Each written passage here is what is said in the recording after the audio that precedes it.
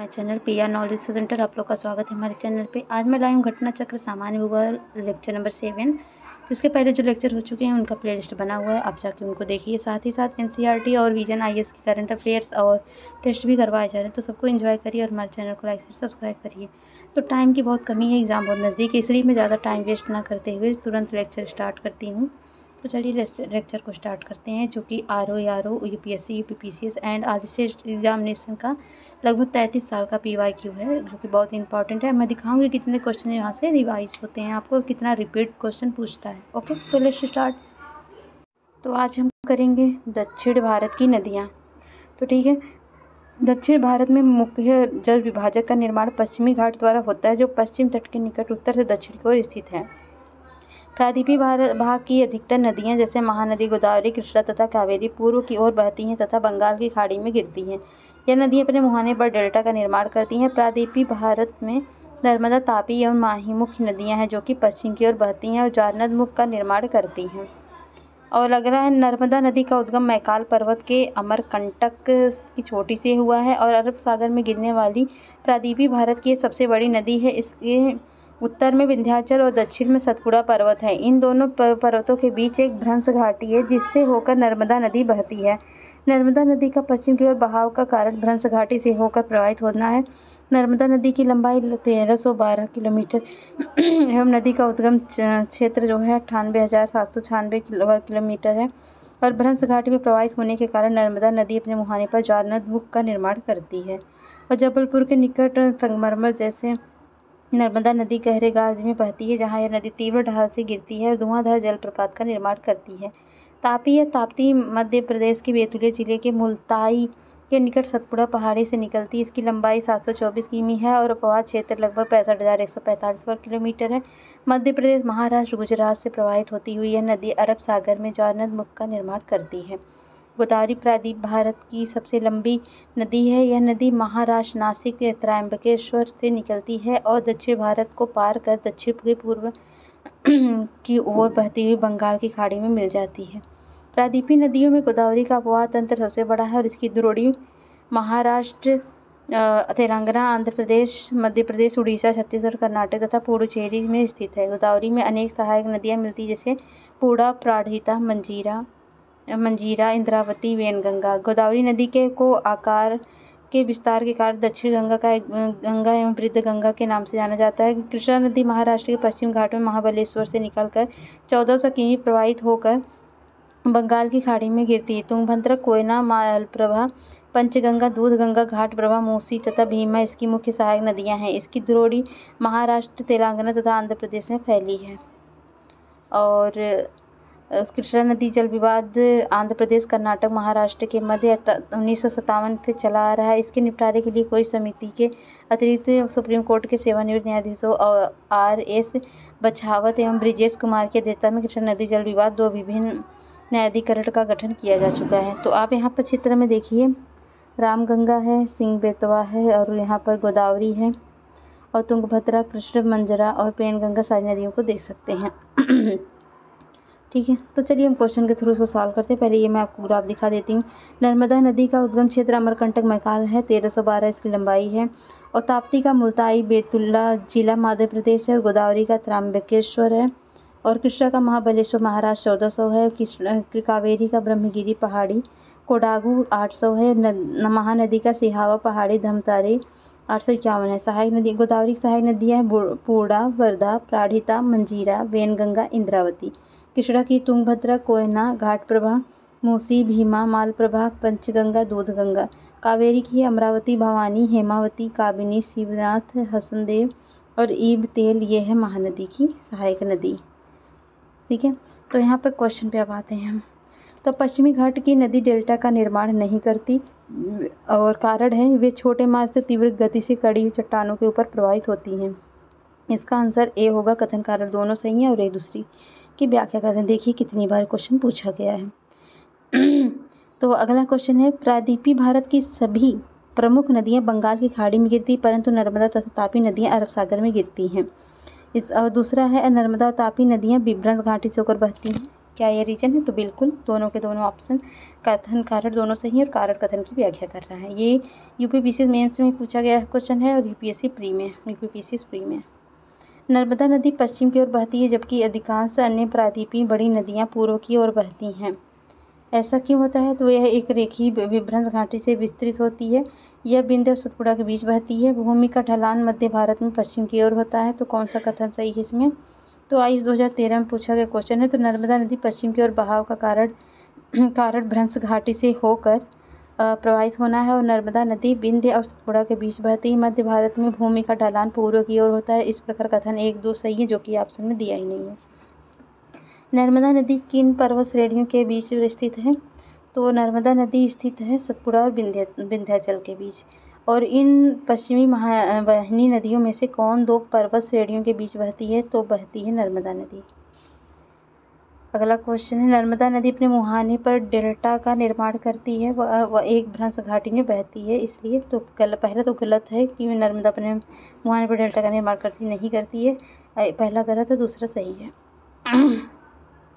तो नर्मदा नदी अपने मुहाने पर डेल्टा का निर्माण नहीं करती। इसका प्रमुख कारण यह है कि एक भ्रंश घाटी से होकर प्रवाहित होती है। कौन सी नदी रिफ्ट घाटी या भ्रंश द्रोणी से होकर बहती है? तो वह नदी है नर्मदा नदी। नर्मदा घाटी का उदाहरण क्या है? तो भ्रंश घाटी का उदाहरण है इसका। अगला है, निम्नांकित में से कौन सी एक नदी डेल्टा का निर्माण नहीं करती? तो वह नर्मदा नदी है। इनमें से कौन विशेष लक्षण नर्मदा नदी के लिए उपयुक्त है? तो वह है संरचनात्मक मूल। निम्न में से कौन सी नदी डेल्टा नहीं बनाती है? तो इसमें से जो है आपका ताप्ती, नर्मदा दोनों डेल्टा नहीं बनाती हैं। अगला 12वां क्वेश्चन है, अधोलिखित में से कौन सी नदी विभ्रंश घाटी में प्रवाहित होती है? तो वह होती है ताप्ती और नर्मदा। और निम्नलिखित में से कौन सी नदी भ्रंश घाटी से होकर बहती है? तो वह है तापी। निम्नलिखित कौन सी नदी बंगाल की खाड़ी में नहीं गिरती? तो तापी नदी। नेक्स्ट क्वेश्चन है, निम्नलिखित में से कौन सी नदी भ्रंश घाटी से होकर प्रवाहित होती है? तो वह तापी। निम्नलिखित में से कौन सा जनपद नर्मदा बेसिन का भाग है? तो वह जनपद है राजनांदगांव।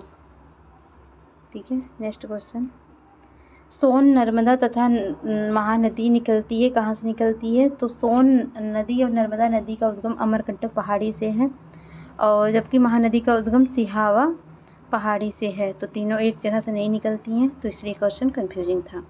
अमरकंटक में कौन सी नदी का उद्गम होता है? तो अमरकंटक से होता है नर्मदा नदी का उद्गम। ये यूपीपीसी मेंस में पूछा गया है और आईएएस 2007 में। नर्मदा नदी का उद्गम कहाँ से होता है? तो एक मिनट, तो नर्मदा नदी का उद्गम जो होता है वह होता है अमरकंटक पहाड़ी से। निम्नलिखित में से कौन सोन नदी का वास्तविक स्रोत है? तो वह है बिलासपुर जिले में सोन बछवार। नेक्स्ट क्वेश्चन है, ये काफ़ी इन्फॉर्मेशन दी गई है, आप चाहे तो पॉज करके उसको पढ़ लीजिएगा। अगला क्वेश्चन है, पश्चिम की ओर प्रवाहित होने वाली नदियां हैं, तो कौन सी नदियां हैं? नर्मदा, तापी और राप्ती। तो इसमें नर्मदा और तापी है, तो ऑप्शन हो जाएगा ए। नेक्स्ट क्वेश्चन, निम्नलिखित में से कौन सी नदी पश्चिम की ओर प्रवाहित होती है? तो वह है नर्मदा। भारत की निम्नलिखित में से कौन सी नदी पश्चिम घाट से नहीं निकलती है? तो वह है तापी। निम्न में से अरब सागर में गिरने वाली नदी कौन सी है? तो अरब सागर में तापी और नर्मदा गिरती है, तो इसमें तापी है। निम्नलिखित में कौन सी नदी 3 बार 2 धाराओं में विभक्त हो जाती है और 3 मील आगे जाकर पुनः मिल जाती है और इस प्रकार श्रीरंगपट्टनम, शिवसमुद्रम, श्रीरंगम के द्वीपों का निर्माण करती है? तो वह नदी कौन सी है? वह है कावेरी। तो कावेरी नदी जो है कर्नाटक के कोडागु जिले से ब्रह्मगिरी की पहाड़ियों से निकलकर 800 किलोमीटर लंबाई 88,155 वर्ग किलोमीटर अपवाह क्षेत्र में प्रवाहित होती है। यह तिरुचिरापल्ली के निकट बंगाल की खाड़ी में मिल जाती है। इसका अपवाह क्षेत्र केरल, कर्नाटक, तमिलनाडु तथा संघ शासित क्षेत्र पुडुचेरी में विस्तृत है। पहाड़ी से नीचे उतरने के पश्चात कावेरी नदी दक्कन पठार में प्रवाहित होती है, जहाँ यह श्रीरंगपट्टनम, शिवसमुद्रम एवं श्रीरंगम द्वीपों का निर्माण करती है। कावेरी का उद्गम स्रोत क्या है? तो वह है ब्रह्मगिरी की पहाड़ी। यूपीपीसीएस में पूछा गया क्वेश्चन है, आरओ में भी।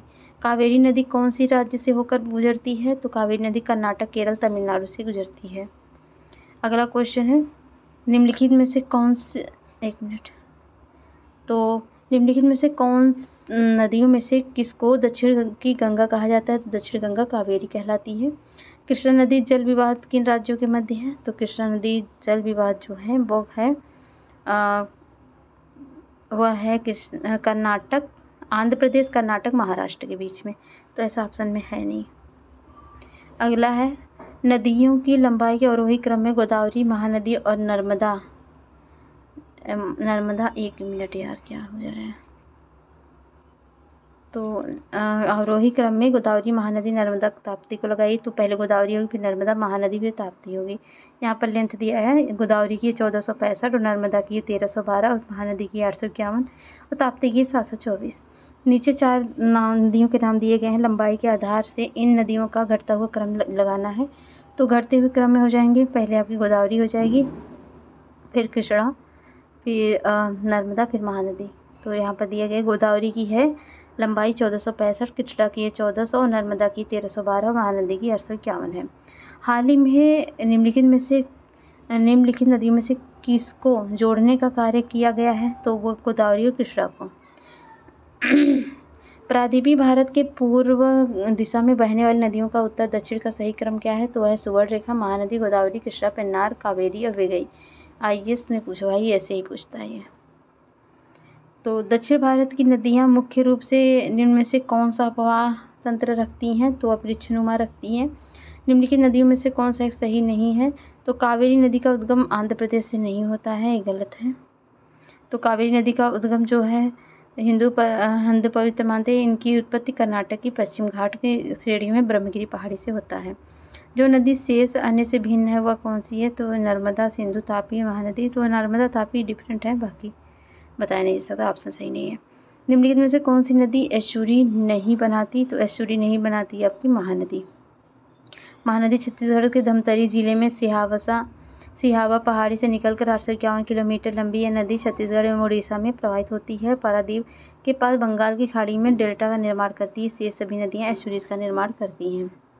अगला क्वेश्चन है, निम्नलिखित भारतीय नदियों में से कौन एस्चुरी बनाती है? तो ताप्ती बनाती है। कौन सी नदी उड़ीसा में अपना डेल्टा बनाती है? तो है महानदी।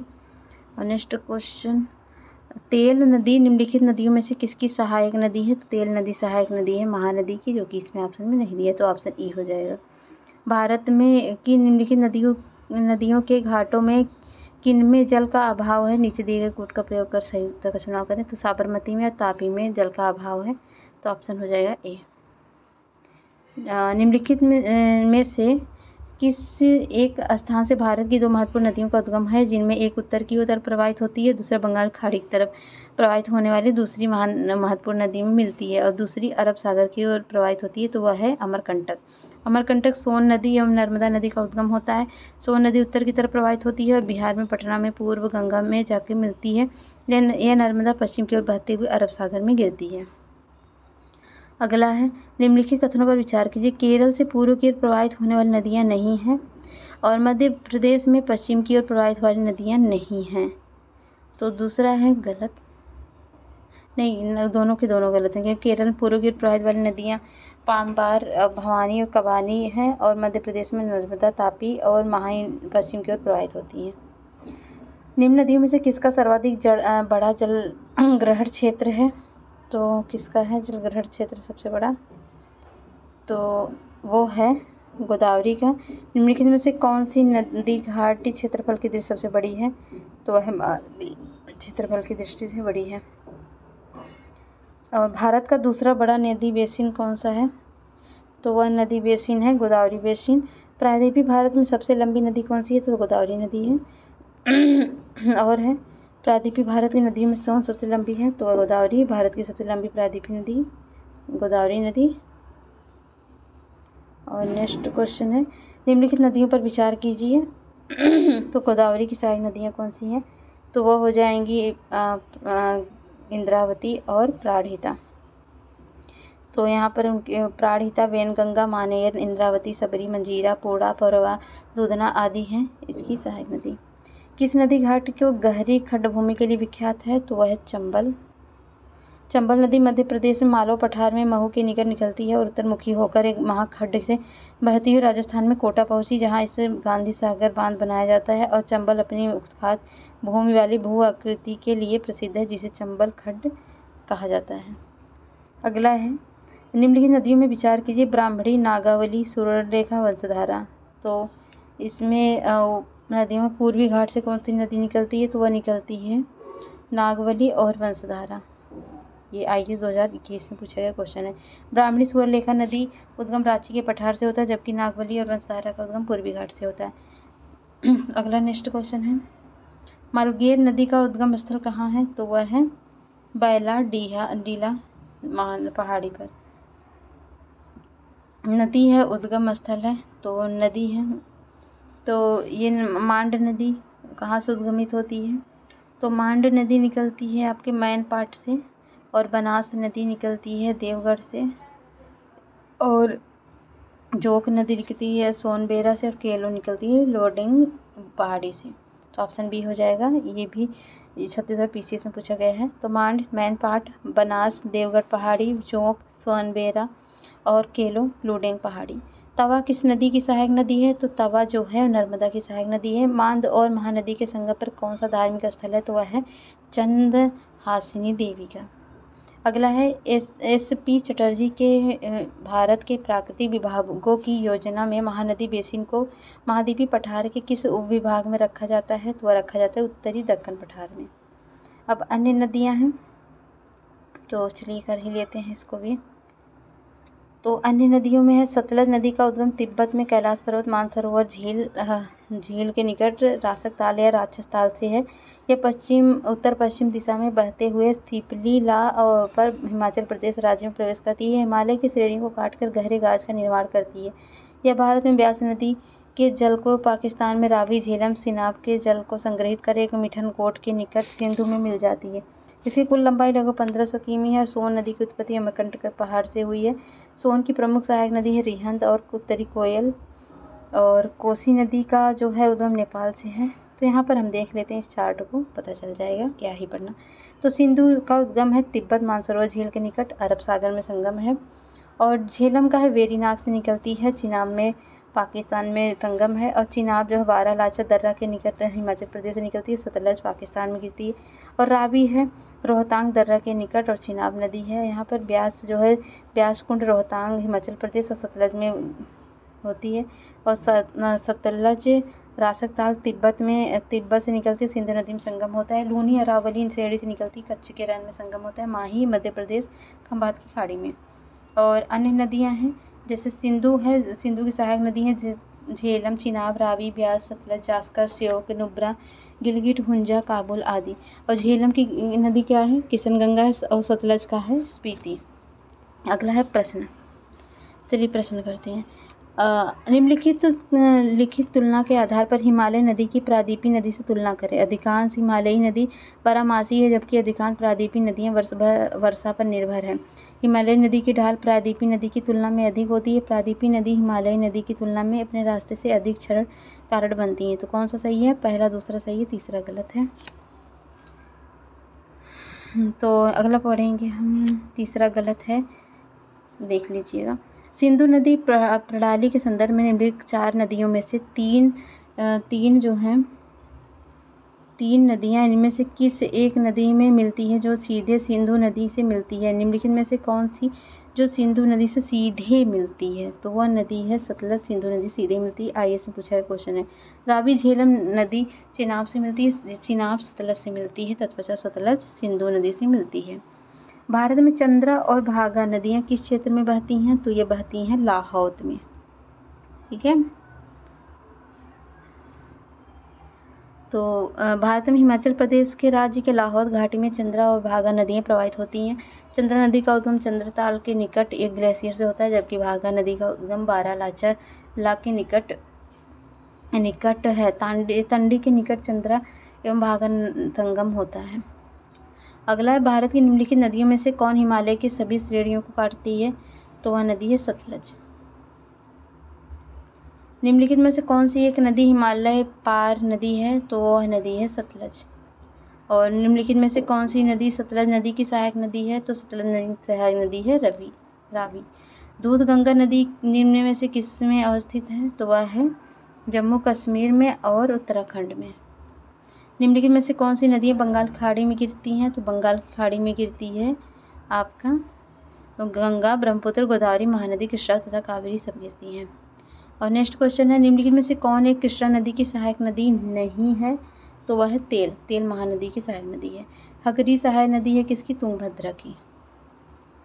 और निम्नलिखित नदियों पर भी ध्यान दीजिए।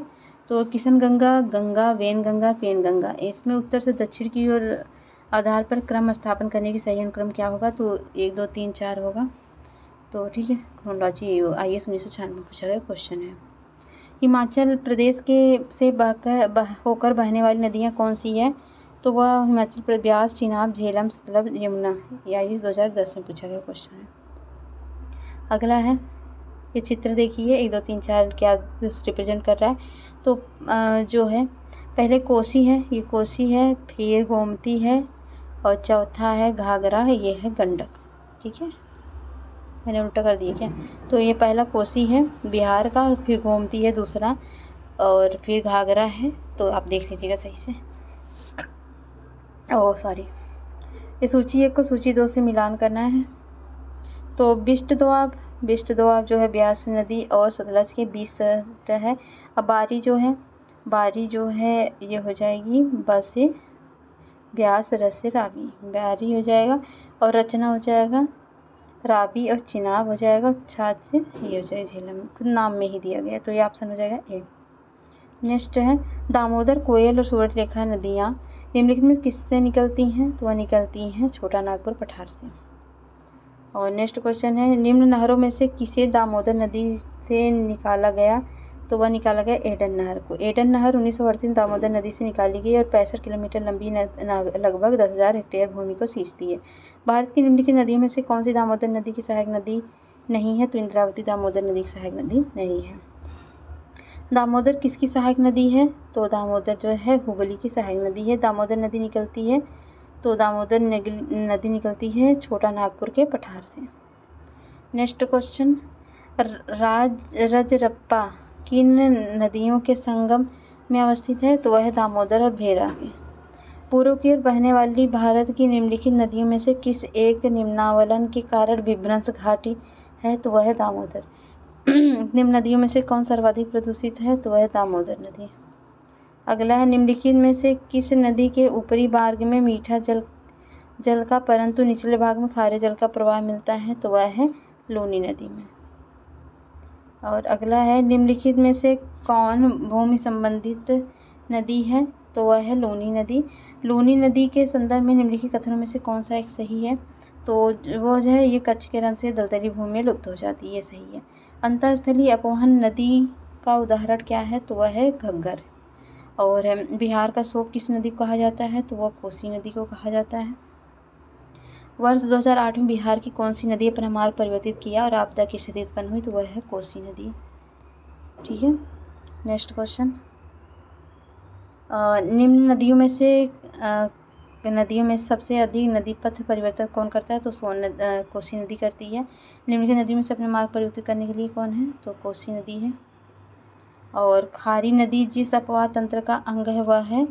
तो वह है बंगाल की खाड़ी। नेक्स्ट है, निम्न में से कौन सी नदी का स्रोत हिमनदों में नहीं है? तो कोसी का हिमनदों में नहीं है। त्रिवेणी नहर में किस नदी से पानी आता है? तो वह गंडक नदी से आता है। त्रिवेणी नदी गंडक नदी से पानी आता है। यह पश्चिम चंपारण जिले बिहार में स्थित है। अगला क्वेश्चन, त्रिवेणी नहर किस नदी पर निर्मित है? तो त्रिवेणी नहर गंडक नदी पर निर्मित है। अगला है, भारत में उत्तर से दक्षिण की ओर जाते हुए नीचे दी गई नदियों का निम्नलिखित में सही अनुक्रम कौन सा है? तो श्योक होगा, जास्कर होगा, स्पीति होगा और सतलज होगा। तो यहाँ पर दिया गया है, ये IAS 2006 पूछा गया क्वेश्चन है। संथाल परगना में लगने वाला ठुमका हिजला मेला किस नदी पर के तट पर किया जाता है? तो वह मयूराक्षी पर। संथाल परगना में दुमका के हिजला नामक स्थान पर जनजातीय मेला लगता है जिसका हिजला मयूराक्षी नदी के तट पर अवस्थित है। अगला है, दो राज्यों में पहली बार दो नदियों को जोड़ने की परियोजना के संबंध समझौते की स्मृति पत्र पर हस्ताक्षर किए गए राज्यों और नदियों के नाम क्या हैं? तो वो हो जाएगा बी, उत्तर प्रदेश और मध्य प्रदेश, केन एवं बेतवा की बात हो रही थी। उत्तर प्रदेश एवं मध्य प्रदेश राज्यों में संयुक्त राजघाट नदी घाटी परियोजना लागू की गई थी बेतवा नदी पर।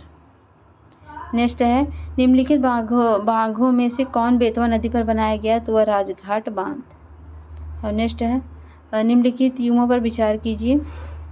तो मानस जो है ब्रह्मपुत्र पर है, सही है। बाकी ये सोन ये सब मिलान सही नहीं है।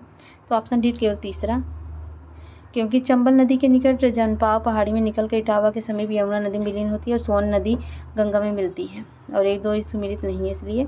काली नदी भारत के दक्षिण भाग में पूर्व की ओर बहने वाली नदी है। कारण है, दक्कन पठार अपने पश्चिम किनारे पर उच्चता पर है और पूर्व में बंगाल की खाड़ी की दिशा में है, उसकी मंद प्रवणता है। तो ये जो है ये तो गलत है, आर सही है। तो यहाँ पर दिया है, काली नदी पश्चिम घाट पर्वतीय क्षेत्र में उत्तर कन्नड़ जिले को डिग्गी गांव से उद्गमित होकर चाप के आकार में पश्चिम की ओर प्रवाहित होकर अरब सागर में मिल जाती है। तो कथन एक गलत है। नेक्स्ट क्वेश्चन है, भारत की किस नदी पर विश्व का सबसे ऊंचा पुल बनाया जा रहा है, तो बनाया जा रहा है चिनाब पर। और महात्मा गांधी सेतु स्थित है कहाँ पर, बिहार में स्थित है। अगला है, निम्नलिखित में से किस नदी का उद्गम स्थल भारत में नहीं है, तो भारत में जो नहीं है, सतलज का उद्गम स्थल भारत में नहीं है, और क्वेश्चन कई बार पूछा गया है। कपिली किसकी सहायक नदी है, तो कपिली है ब्रह्मपुत्र की सहायक नदी। और यहाँ पर मिलान करना है, तो चलिए आंसर देखते हैं। गंगा सोन में, गोदावरी मंजीरा में, कृष्णा भीमा में, यमुना केन में। नेक्स्ट है, ये भी मिलान करना है। यहाँ पर कृष्णा भीमा, कृष्ण और भीम को जानते हैं ना, कृष्णा भीमा को जोड़ दी, ब्रह्मपुत्र तीस्ता, गोदावरी इंद्रावती और यमुना चंबल। निम्नलिखित में से कौन सा जोड़ा सही है, तो इसका भी आंसर देख लीजिए। तो इसमें लोनी जो है राजस्थान, ये सही है, बाकी सब नहीं सही है। नेक्स्ट क्वेश्चन है ये, निम्नलिखित नदियों में से कौन अध्यारोपित नदी का उदाहरण है, तो अध्यारोपित नदी का उदाहरण है चंबल। संकोच नदी किसकी सीमा बनाती है, तो बनाती है असम एवं पश्चिम बंगाल के बीच। अगला क्वेश्चन है, निम्न में से कौन सी नदी मध्य प्रदेश से निकलती है और खंबात की खाड़ी में गिरती है, तो वह नदी है माही नदी। और नेक्स्ट है, किशन गंगा एक सहायक नदी है किसकी, तो झेलम की सहायक नदी है किशन गंगा। मुंबई की मीठी नदी निम्नलिखित में से किस झील में निकलती है, तो वह निकलती है बिहार की झील से। नेक्स्ट क्वेश्चन है ये मिलान, तो यहाँ पर देख लीजिए, ब्रह्मगिरी की पहाड़ी से कावेरी, वेरीनाथ से सोता, झेलम से वेरीनाथ सोता से झेलम, और महाबलेश्वर कृष्णा और छोटा नागौर पठार से सुवर्ण रेखा निकलती है। तो निम्नलिखित नदियों में से कौन सा अपने भ्रंश घाटी प्रवाह के लिए प्रसिद्ध है, तो वह है दामोदर। और ये देखिए, ये भी मिलान करना है, तो यहाँ देख लीजिए।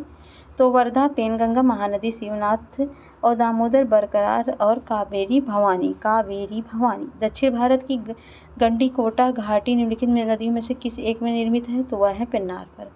तो दक्षिण भारत की गंडीकोटा घाटी पेन्नार नदी पर निर्मित हुई है, आंध्र प्रदेश के वाईएसआर जिले में स्थित है।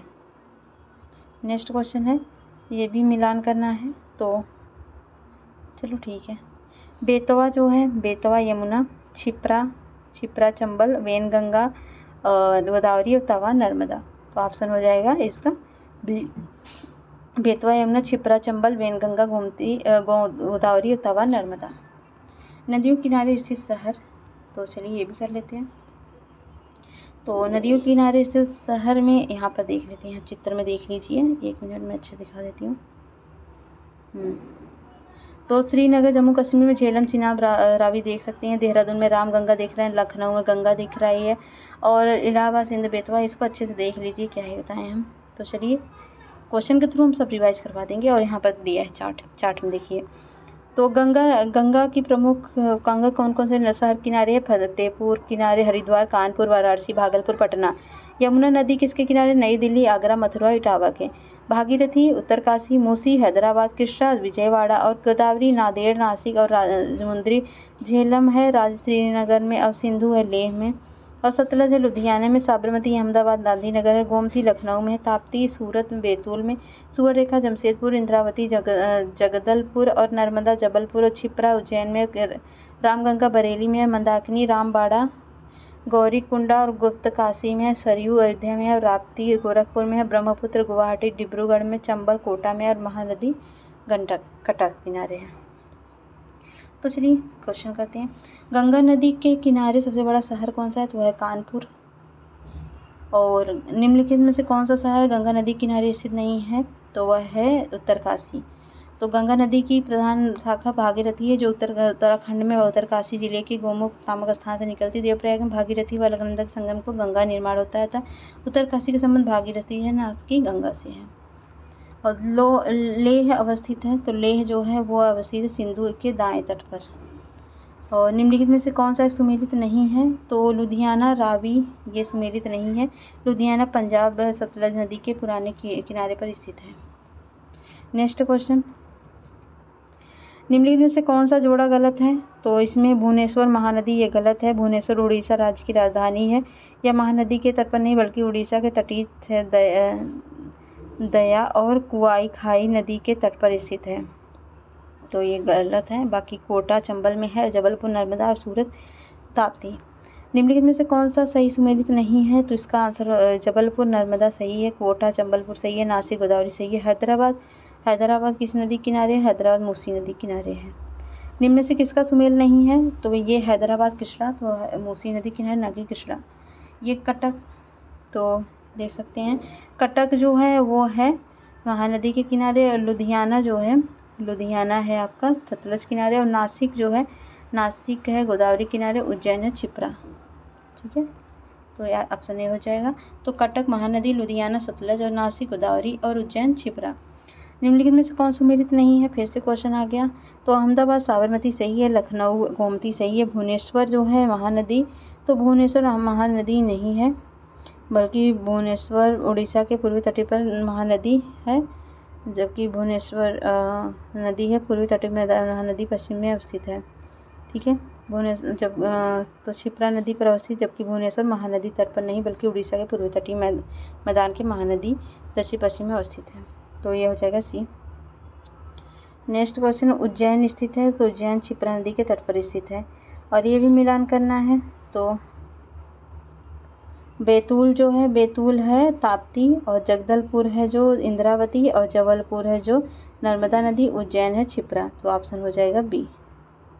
तो नेक्स्ट क्वेश्चन है, नेक्स्ट क्वेश्चन, निम्न से कौन एक मंदाकिनी नदी के किनारे अवस्थित नहीं है? तो गोविंद घाट, और ये है पंढरपुर, चंद्रभागा, और तिरुचिरापल्ली है कावेरी, तो ऑप्शन हो जाएगा ए। कश्मीर में पहलगाम नदी किस नदी के किनारे बसा है? तो पहलगाम लिद्दर नदी के किनारे बसा है, ऑप्शन सी। और अगला है प्रपात और झीलें, तो इसको हम करेंगे नेक्स्ट वीडियो में। तो ये कैसा लगा अपना फीडबैक दीजिएगा, और वीडियो अगर पसंद आए तो लाइक से सब्सक्राइब करिए। मिलते हैं नेक्स्ट में, तो तक के लिए जय हिंद, जय भारत।